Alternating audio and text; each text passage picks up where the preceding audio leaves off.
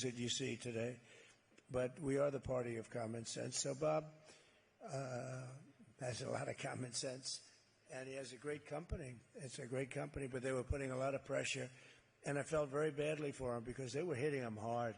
They had pickets, they had everything. They were trying to extort him, essentially, and we found out he can't be extorted, and he fought very hard.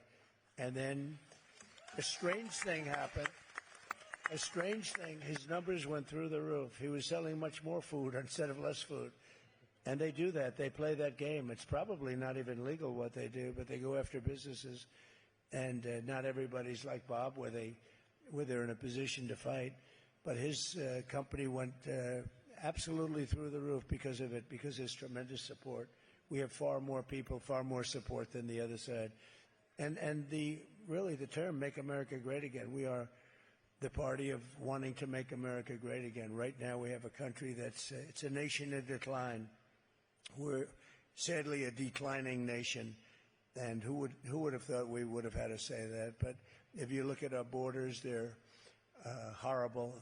I probably won in 2016 because of the border. I fixed it very quickly, became very, very good, and turned over a great border, and they just destroyed it. From the moment, I always say that my world's favorite chart, the chart I look to the right on, but that was basically a chart on immigration, and that was the lowest immigration we'd had in forever, I think, in recorded history. And then that was my last day in office, and then it became like a rocket ship, that chart, and it went up to the moon. It was very sad to see all the work that we did, but we'll do it again. The only difference is this is many, many times worse than it was in 2016, Bob. In 2016, we had something that was within reason.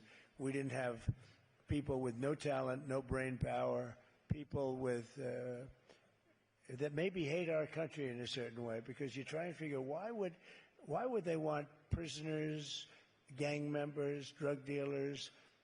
Why would they want murderers, by the way, 13,099 murderers? Why would they want these people in our country? Is there any reason for it? You know, usually when Bob or I or some of the good business people around the table, and in the audience I know a couple of great ones. We have Wesley Hunt, a great congressman, by the way. Thank you, Wesley. A great one. He's a great congressman. But we always say, you know, we want to know what the other side is all about. Where are they coming from? This is one of the few times you really say, what are they doing? Where do we benefit? And I guess, you know, you look at it and you say they're not smart, but they're smart, they're cunning, and a lot of them are evil. But you say that maybe they hate our country. I believe they could be some of that, because, you know, when you allow drug lords to come into our country, when you allow the people that they're allowing, and by the way, they're emptying prisons out all over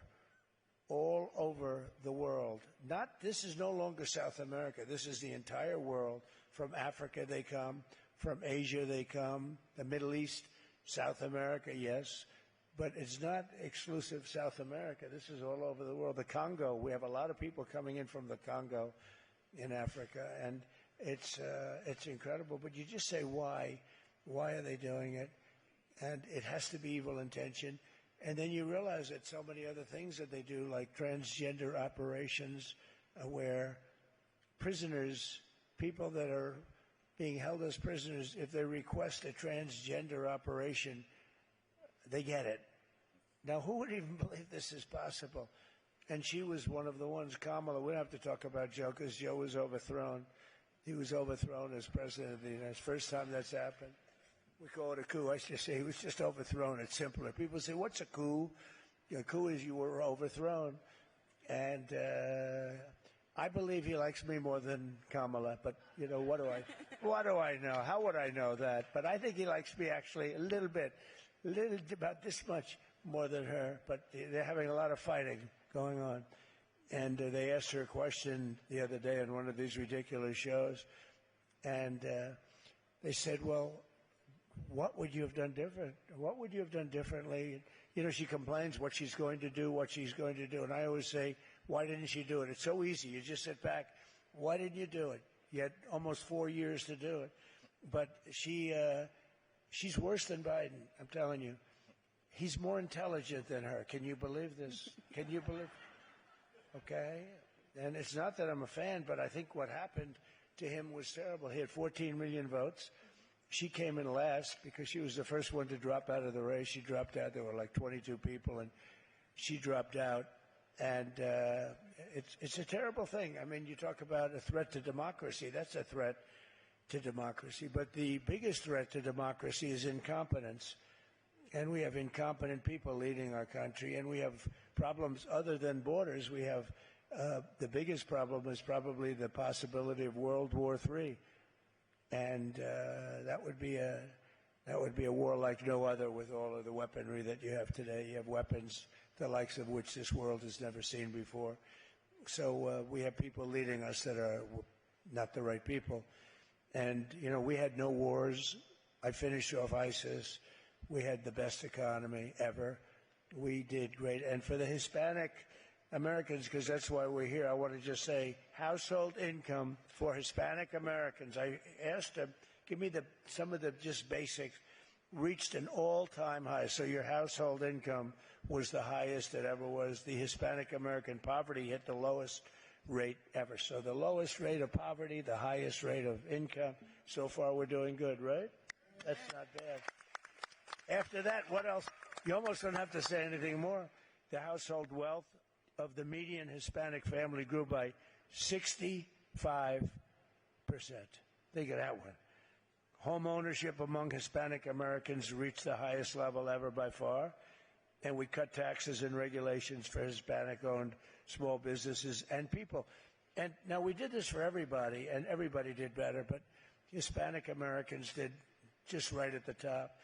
Now, let me tell you what is happening at the border, because it's affecting you probably more than anybody else. African Americans, Hispanic Americans, people are pouring in and taking your jobs. And your jobs are being taken, and that's all because of Kamala and Biden. And really, in this case, her, because he put her in charge of the border, and then it was 4 o'clock, and he went home and went to sleep. You know, that was it. He made her the border czar, right? Now she says she wasn't the border czar.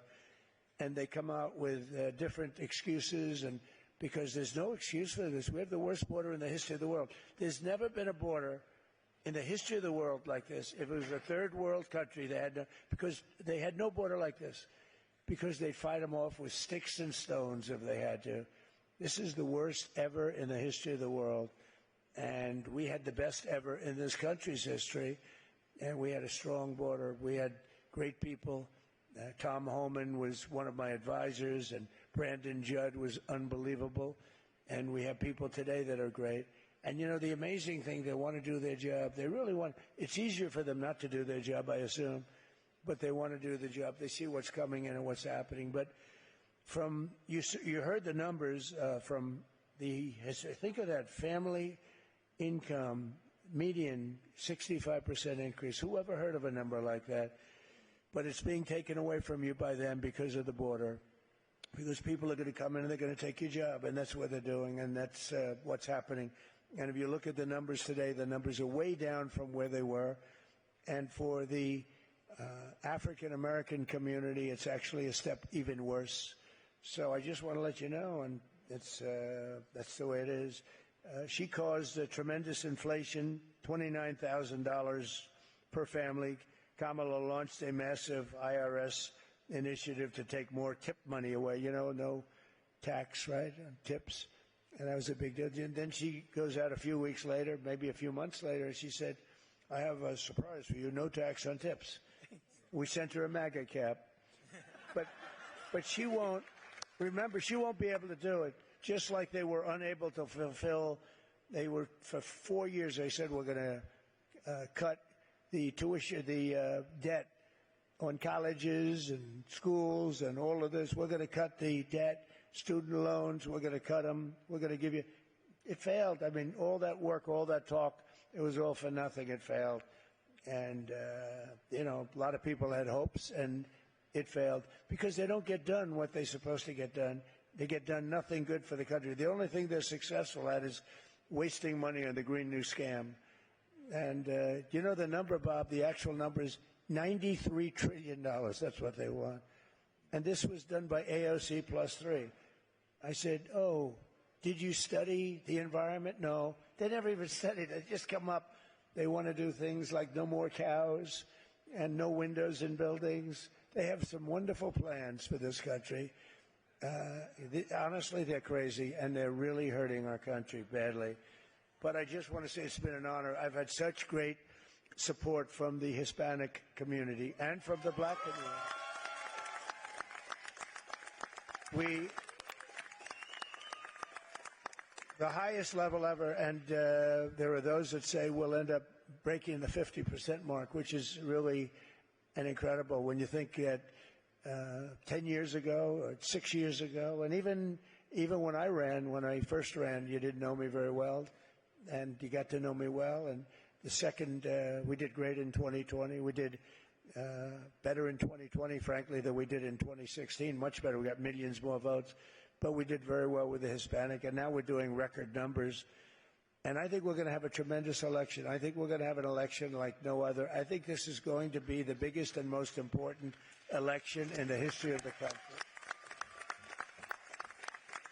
And a big beneficiary will be the people in this room. They've been just so great. You know, Hispanic people have tremendous, they say you can't generalize, but I think you can. They have wonderful entrepreneurship, and they have, you have such energy. Just ease up a little bit, okay? Ease up. No, you have great ambition, you have great energy, very smart, and you really do. It's like natural entrepreneurs. That's why the small businesses in the country, I mean, they are largely the number of Hispanic Americans operating small businesses and big businesses too, very big businesses, running them for stockholders. So it's an incredible group of people. It's an honor to have you on my side. We are getting numbers of Hispanic Americans that nobody ever thought possible. And we're up in all of the polls. Well, it looks like we're leading just about everywhere now. We're leading I think all of the swing states that came out this morning. We're leading all of the swing states.